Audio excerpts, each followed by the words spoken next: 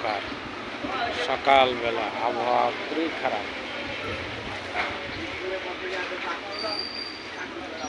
দাঁড়িয়ে আছি আজকাল লালকুঠি সদরঘাট লালকুঠি ঘাট এবং শ্যামবাজার। এদিকে আমার হাতের ডাইনে দেখা যাচ্ছে একবারে লালকুঠি ঘাট, আর এদিকে আমার অপোজিটে আছে যুগবি স্কুল এবং শ্যামবাজার মূল পাইকারি সম্পূর্ণ আড়ত। সকালে ফজর নামাজ পড়ে এই ভিডিওটা পোস্ট করছি।